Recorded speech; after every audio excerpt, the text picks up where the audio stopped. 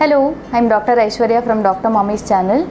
Dr. Mommies channel நான் ஒரு gynaecologist and Abinaya ஒரு பீடியாட்ரிஷியன் ஸ்டார்ட் பண்ணும்போது women's and children's health related சேனலாக தான் ஆரம்பித்தோம். பட் ஆஸ் அ டாக்டர் இந்த கோவிட் பேண்டமிக்கில் எங்களுக்கு தெரிஞ்ச கோவிட் நாலேஜை அட்லீஸ்ட் ஒரு ப்ரைமரி கேர் லெவலில் வரைக்குமாவது கொண்டு போய் சேர்க்கணும். ஒரு ஹோம் ஐசோலேஷனில் இருக்கிறவங்க எப்போ சேஃபாக வீட்டில் இருக்கலாம், எப்போ ஹாஸ்பிட்டலுக்கு போகலாம் அப்படின்றத கிளியராக கொடுக்கணும் அப்படின்றதுக்காக தான் அந்த மோட்டோவோடு தான் இந்த COVID-19 வீடியோஸை நம்ம போட ஆரம்பித்தோம். But the response we have got ரொம்ப என்கரேஜிங்காக இருக்குது. அவ்வளோ பேர் தேங்க்ஸ்னு சொல்கிறீங்க. I mean we are very very very happy that இவ்வளோ தூரம் ரெஸ்பான்ஸ் கொடுக்குறீங்கன்னு நிறைய குவெஸ்டின்ஸும் கேட்டிருக்கீங்க.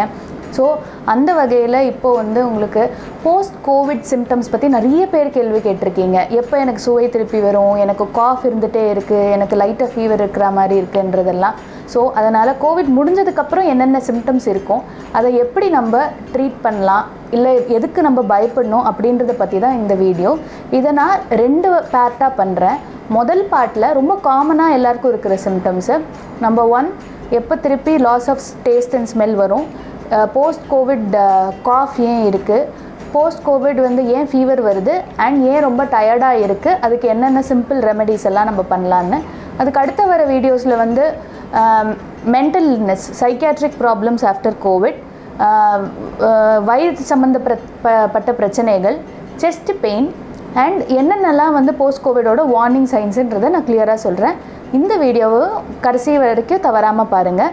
இந்த 2 வீடியோவுக்கு அப்புறமா போஸ்ட் கோவிட் டயட் பற்றியும் நிறைய பேர் கேட்டுறீங்க. கண்டிப்பாக அதை பற்றியும் ஒரு வீடியோ நாங்கள் செப்பரேட்டாகவே போடுறோம். So let us go into the video. So number 1, so post covid அப்படின்றனா ஒரு 10 நாள் நீங்கள் ஐசோலேஷன் முடிச்சிட்டிங்க. அதில் கடைசி 3 நாள் உங்களுக்கு எந்த ஒரு சிம்டமுமே இல்லை ரொம்ப மைல்டாக இருக்குது அப்படின்னா நீங்கள் 10ஆவது நாள் நீங்கள் சிம்டம்ஸை முடிச்சுக்கிறீங்க, நீங்கள் ஐசோலேஷனை முடிச்சுக்கிறீங்க.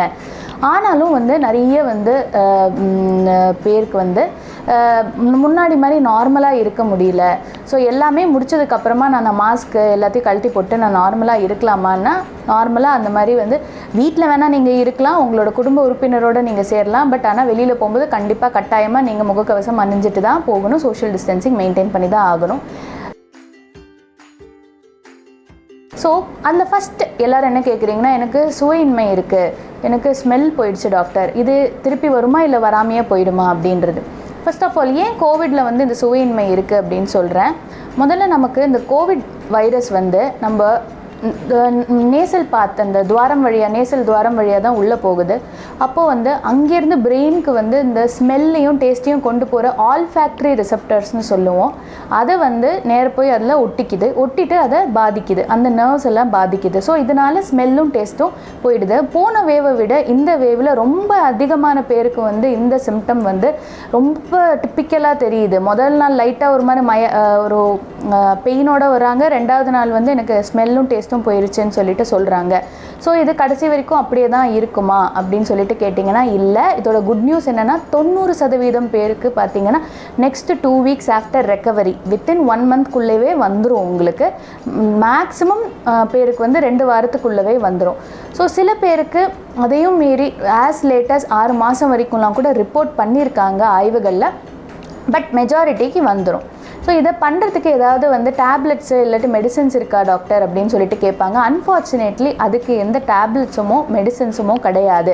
அதுக்கு பதிலாக ஆல்ஃபேக்டரி ட்ரைனிங்னு ஒன்று இருக்குது. அதாவது நம்ம ஸ்மெல் சின்ன வயசுலலாம் இது இந்த மாதிரி வாசனை இருக்கும் அப்படின்னு சொல்லிட்டு நம்ம சின்ன குழந்தைங்களுக்குலாம் சொல்லிக் கொடுப்போம் இல்லையா, அதே மாதிரி தான் கிட்டத்தட்ட உங்கள் பிரெயினை திருப்பி இந்த ஸ்மெல்லுக்கெல்லாம் ட்ரெயின் பண்ணுறீங்க. ஸோ முக்கியமான ஒரு விஷயம் என்ன கவனிக்கணும்னா, உங்களுக்கு ஸ்மெல் திருப்பி வர ஆரம்பிக்கும் போது ஒரு மாதிரி துர்நாற்றம் மாதிரி வர ஆரம்பிக்குது. என்னென்னலாம் பேஷண்ட்ஸ் எங்ககிட்ட சொல்கிறாங்கன்னா, ஒரு மாதிரி எரிஞ்ச ஒரு எரிஞ்ச கட்டையோட ஸ்மெல் வருது, இல்லாட்டி செத்து போன எலியோட ஸ்மெல் வருது, இல்லாட்டியும் ஒரு மாதிரி வேறு மாதிரி வித்தியாசமான ஸ்மெல்லாம் வருது. அப்படின்னா உங்களுக்கு ஸ்மெல் திருப்பி வாபஸ் வருது அப்படின்னு சொல்லிட்டு அர்த்தம். டேஸ்ட்டு போகிறதுலையுமே பார்த்திங்கன்னா எல்லா டேஸ்ட்டும் உப்பு, புளிப்பு, காரம், அதெல்லாம் இனிப்பெல்லாம் போயிடுது. பட் புளிப்பு இன்னும் நிறைய பேருக்கு பெருசாக போகிறது கிடையாது. அந்த கசப்பும் அதே மாதிரி நிறைய பேருக்கு போகிறது கிடையாது. இது பேஷண்ட்ஸ் எங்ககிட்ட சொல்கிறது. ஸோ அது திருப்பி பண்ணணும் அப்படின்னா டேஸ்ட்டுக்கு பர்ஸே வந்து நம்மளால் ஒன்றும் பெருசாக பண்ண முடியாது. உங்களுக்கு பிடிச்ச சாப்பாடை நீங்கள் சாப்பிட்டுட்டு you can try to understand the taste. But ஸ்மெல்லுக்கு வந்து ஆல்ஃபேக்டரி ட்ரைனிங்னு ஒன்று பண்ணலாம். அதை எப்படி பண்ணலாம் அப்படின்னா, ஆய்வுகள் என்ன பண்ணியிருக்காங்கன்னா, rose oil, lavender oil, clove oil, லவங்கத்தோட எண்ணெய், இது எல்லாத்தையும் வந்து பேஷண்ட்ஸை வந்து ஸ்மெல் பண்ண வச்சுட்டு கொஞ்சம் கொஞ்சமாக உங்கள் பிரெயினுக்கு ட்ரைனிங் தராங்க. பட் சிம்பிளாக நாங்கள் என்ன சொல்லுவோம் வீட்டில் இருக்கிற பேஷண்ட்ஸ்க்கு அப்படின்னு சொல்லிட்டுனா, வீட்டிலே வந்து உங்களுக்கு மசாலா டப்பாவில் பட்டை, லவங்கம், அந்த பட்டை இலை எல்லாம் இருக்கும். அதெல்லாம் நல்ல ஸ்ட்ராங் ஸ்மெல். ஸோ அதெல்லாம் வந்து அப்பப்போ 1 in 2 hours நீங்கள் போய் ஸ்மெல் பண்ணிவிட்டு வாங்க. அப்படி இல்லைன்னா ரொம்ப ஈஸியாக வந்து இந்த லெமனோட தோல், ஆரஞ்சோட தோல், சாத்துக்குடியோட தோல், இதிலெல்லாம் நல்ல ஒரு ஸ்ட்ராங் ஸ்மெல் இருக்கும். ஸோ அந்த இதெல்லாம் நீங்கள் ஸ்மெல் பண்ண ஆரம்பிச்சிங்கன்னா, இது எப்படி ஸ்மெல் பண்ணோன்னா, நல்லா வச்சு ஒரு 20-30 செகண்டுக்கு வந்து நல்லா மூக்கு கிட்ட வச்சு நல்லா இழுத்துட்டு 2 hours once இந்த மாதிரி நல்லா ஸ்மெல் பண்ணிகிட்டே வரணும். இதனால் என்ன ஆகும்னா, கொஞ்சம் சீக்கிரமே உங்களுக்கு இந்த ஸ்மெல் சென்சஸ் வாபஸ் வர ஆரம்பிச்சிடும். பட் இதுக்குன்னு சொல்லிட்டு எந்த ஒரு மருந்து மாத்திரையோ நீங்கள் எடுக்கணுன்ற அவசியம் கிடையாது. பயப்படாதீங்க. கண்டிப்பாக அந்த நர்வ்ஸ் எல்லாம் போன நர்வ்ஸ் எல்லாம் கண்டிப்பாக வந்து திருப்பி வளர்ந்த உடனே உங்களுக்கு இந்த ஸ்மெல் அண்ட் டேஸ்ட் வர ஆரம்பிச்சிடும். அடுத்த காமன் கம்ப்ளைண்ட் என்ன வருதுன்னா, எனக்கு கோவிட் போயிடுச்சு, ஆனால் இன்னும் எனக்கு இருமல் இருந்துகிட்டே இருக்குது, ஸோ எனக்கு திருப்பி கோவிட் வந்துடுச்சா அப்படின்னு சொல்லிட்டு பயப்படுவாங்க. அதுவும் வந்து இல்லை.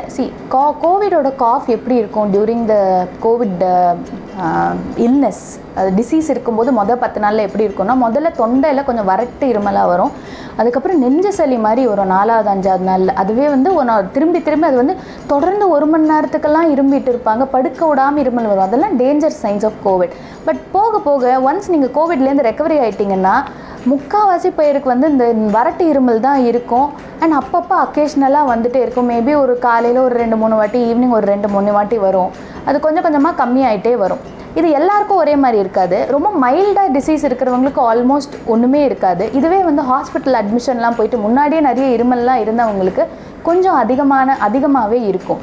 இது கிட்டத்தட்ட ஒரு மாதம் வரைக்கும், ரெக்கவரி ஆனதுக்கப்புறம் ஒரு மாதம் வரைக்கும் கூட இருக்கலாம். இது நார்மல் தான். இது ஏன் வருதுன்னு நான் ஃபஸ்ட்டு சொல்லிடுறேன்.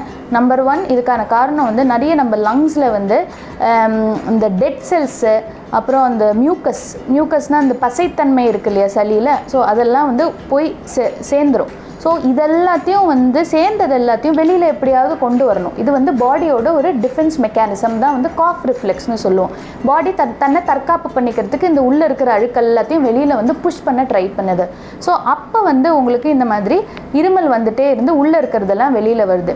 2வது, லங்ஸை சுற்றி இருக்கிற அந்த நர்வ்ஸ் எல்லாம் வந்து ரொம்ப சென்சிட்டிவாக ஆக ஆரம்பிச்சிட்டு கொஞ்சம் ஏன்னா ஒரு டிசீஸ் வந்துட்டு போனதுக்கப்புறம், இது இந்த வைரஸ்க்கு மாத்திரம் இல்லை, நிறைய வைரல் நிமோனியாவில் பேஷண்ட்ஸ் கேட்டிங்கன்னா அதுக்கப்புறமும் வறட்டு இருமலோடு வருவாங்க. ஸோ பிகாஸ் இந்த நர்வ்ஸ் ரொம்ப சென்சிட்டிவாக இருக்குது.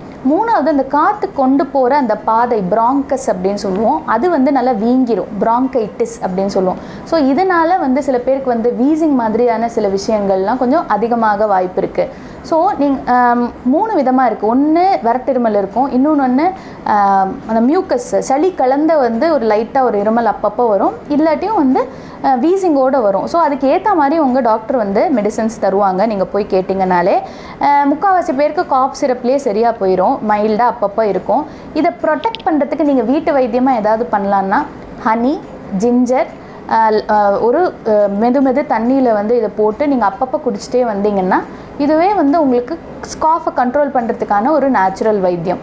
அதே மாதிரி ஆவி பிடிக்கிறது, இதனால் என்ன ஆகும்னா அந்த துவாரங்கள்லாம் வந்து ரொம்ப ட்ரையாக இல்லாமல் நல்லாவே வந்து வெட்டாக இருக்கும். ஸோ இதனால் அப்பப்போ அந்த வறட்டு இருமல் வராமல் கொஞ்சம் உங்களுக்கு ப்ரொடெக்ட் பண்ணி. இதனால் கொரோனா போகுமா அப்படின்னு கேட்டால் கிடையாது. இது ஒன்லி சிம்டம்ஸ் கம்மி பண்ணுறதுக்கான, அந்த வறட்டு இருமலை கம்மி பண்ணுறதுக்கான ட்ரீட்மெண்ட் தான். நிறைய பேர் இதை தான் தவறாக நினச்சிட்ருக்காங்க, இந்த மாதிரி ஆவி பிடிக்கிறதுனால கொரோனா போயிடும்ன்றது. But that is not fully correct.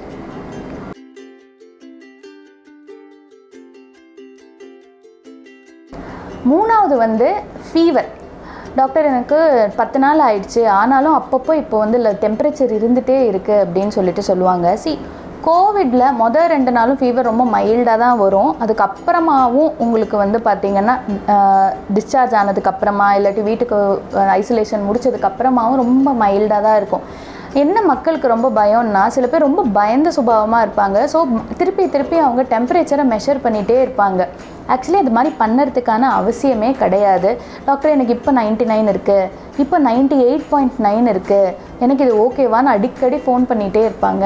So it's actually you are normal only. இந்த மாதிரி லோ கிரேட் ஃபீவர் வந்து கோவிட்க்கு அப்புறமா நார்மல் தான். அது ஏன்னு நான் சொல்லிடுறேன். இப்போ பாடியில் வந்து இப்போ ஃப்ரிட்ஜுக்கெலாம் வந்து ஒரு டெம்பரேச்சர் ரெகுலேட்டர் இருக்கிற மாதிரி நம்ம பாடியில் பிரெயினில் தெர்மோஸ்டாட்டுன்னு ஒன்று இருக்குது. அது வந்து அந்த particular temperature, normal body temperature, core டெம்பரேச்சருக்கு வந்து ரெகுலேட் ஆகிருக்கும். ஸோ இந்த மாதிரி ஒரு வைரல் டிசீஸ்க்கு வந்ததுக்கப்புறமா என்ன ஆகும் அப்படின்னா, அந்த thermostat any disease, viral disease வந்ததுக்கப்புறம், கொரோனா மாத்திரம் இல்லை, நிறைய viral diseases and immunological problem வந்து தெர்மோஸ்டாட் வந்து கொஞ்சம் வந்து ஆல்டர் ஆகும். அது வந்து டெம்பரேச்சரே வந்து 99 தான் உயர்த்தி வச்சுருக்கோம். ஸோ அந்த மாதிரி இருக்கும்போது உங்களுக்கு ஒரு லோ கிரேட் ஃபீவர் வந்து இருந்துகிட்டே இருக்கிற மாதிரி தான் இருக்கும். இது ஒரு மாதத்தில் தன்னாலவே சரியாயிடும். நீங்கள் எப்போ பயப்படணுன்னா, 102க்கு மேலே கொதிக்கிற காய்ச்சல் உங்களுக்கு 2 நாளைக்கு மேலே இருந்தது அப்படின்னா அப்போ வேறு ஏதாவது இன்ஃபெக்ஷன் வர்றதுக்கான சான்சஸ் இருக்குது. ஸோ அடுத்து என்ன கேள்வி கேட்பாங்கன்னா, அப்போ டாக்டர் இந்த ஃபீவர் போகிறதுக்கு நம்ம நீங்கள் ஆன்டிபயோட்டிக் நானே ஏதாவது எடுத்துக்கிட்டா அப்படின்னு சொல்லிட்டு. ஸோ அதெல்லாம் தேவையே இல்லை. இந்த லோ கிரேட் ஃபீவர் இன்ஃபேக்ட் பேராசிட்டமால்னாலே குணமாகாது. ஏன்னா அதுக்கான மெக்கானிசம்ஸ் அப்படி. ஓகே, ஸோ இதெல்லாம் வந்து இன்ஃப்ளமேட்ரி மார்க்கர்ஸ்னு ஒன்று இருக்குது. பாடியில் வந்து தற்காப்புக்காக வந்து நிறைய இன்ஃப்ளமேஷன் ப்ரொடியூஸ் பண்ணி அந்த வைரல் டிசீஸ்லேருந்து நம்ம பாடியை நம்மளை ப்ரொடெக்ட் பண்ணிக்கும். அந்த மார்க்கர்ஸ்லாம் இன்க்ரீஸ் ஆகும்போது நீங்கள் பேராசிட்டமால் போட்டிங்கன்னா பெருசாக குணமாகாது. ஸோ உங்கள் டாக்டர் வேறு ஏதாவது மெடிசன்ஸ் வந்து கொடுப்பாங்க. ஃபார் எக்ஸாம்பிள் மெஃப்டல்ஸ்பாஸ் அண்ட் னப்ராக்சன், இந்த மாதிரி வந்து 𝑁SAIDஸ்னு ஒரு குரூப் ஆஃப் ட்ரக்ஸ் கொடுக்கறதுக்கு சான்சஸ் இருக்குது. So but still be aware, high grade fever, கொதிக்கிற காய்ச்சல் வந்து நார்மல் கிடையாது. Low great fever less than 100 normal தான். அடிக்கடி டெம்பரேச்சரை பார்த்துட்டு பயப்படாதீங்க. ஸோ அடுத்தது வந்து பார்த்திங்கன்னா, போஸ்ட் கோவிட் வந்து எனக்கு ரொம்ப உடம்பு அசதியாக இருக்குது அப்படின்னு சொல்லுவாங்க. எனக்கு படுத்தே இருக்கணும் போல் இருக்குது. இது எதனால் அப்படின்னா, நம்ம பாடியில் வந்து இந்த வைரல் டிசீஸ் வந்தபோது அதுக்கு எதிர்க்கிறதுக்கு நிறைய சைட்டோகைன்ஸ் அப்படின்ற சில கெமிக்கல் இதெல்லாம் வருது. ஸோ இது நம்ம வைரஸை மாத்திரம் அழிக்காமல் நம்ம பாடியில் இருக்கிற சில நல்ல செல்களையும், எஸ்பெஷலி மசிலில் தசைகளில் இருக்கிற நல்ல செல்களையும் அழிக்குது. இதனால் இவங்களுக்கு வந்து கழுத்து வலி, முதுகு வலி, தசை வலி, குதிகால் வலி, பின்னாடி காஃப் மசில்ஸு, அந்த வலியெல்லாம் ரொம்ப சோர்வாகவே எல்லாருமே இருப்பாங்க. இது போகிறதுக்கு கிட்டத்தட்ட வந்து ஒரு 4 வாரம் 1 மாதம் கூட ஆயிடலாம். இதை நினச்சி வந்து ரொம்ப பயப்பட வேண்டாம்.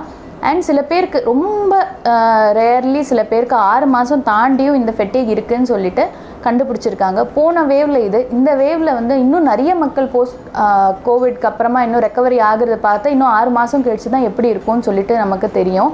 ஸோ 6 மாதம் கழிச்சு இருந்ததுன்னா அது பேர் குரோனிக் ஃபெட்டிக் சிண்ட்ரோம் அப்படின்னு சொல்லிட்டு நம்ம சொல்லுவோம். அதுக்கு நீங்கள் மெடிக்கல் ஹெல்ப் எடுத்துக்கிறது அவசியம். பட் இந்த மாதிரி லேசாக வந்து உங்களுக்கு உடம்பு வலியெலாம் இருந்தது அப்படின்னா சில டிப்ஸ் வீட்டிலே ஃபாலோ பண்ணலாம். ஃபஸ்ட்டு நீங்கள் வீட்டுக்கு போனோடனே, எஸ்பெஷலி இந்த வீட்டில் இருக்கிற அம்மாங்க அவங்கெல்லாம் என்ன பண்ணுறாங்கன்னா, உடனே போய் நம்ம 10 நாள் ஒரு வேலையுமே செய்யலை அப்படின்னு அந்த கில்ட்டி கான்ஷியஸில் போய் எல்லா வேலையும் பண்ண ஆரம்பிச்சிடுறாங்க. இப்போ நீங்கள் உங்கள் பாடிக்கு ரெஸ்ட் தேவை. அது இல்லாமல் உட்காந்து இன்னும் எக்ஸர்ஷன் பண்ணிகிட்டு இருந்தீங்கன்னா, இன்னும் உட்காந்து வேலை பண்ணிகிட்டு இருந்தீங்கன்னா இன்னும் வந்து உங்களோட டயர்ட்னஸ் இன்க்ரீஸ் தான் ஆகும். It is not going to help you. So அதனால் தயவு செஞ்சு இந்த மாதிரி வீட்டில் யாராவது பெரியவங்களுக்கு கோவிட் முடிச்சுட்டு வந்தாங்கன்னா அவங்களுக்கு இன்னும் ஒரு 1 மாதத்துக்காவது கொஞ்சம் ஹெல்ப் பண்ணுங்கள்.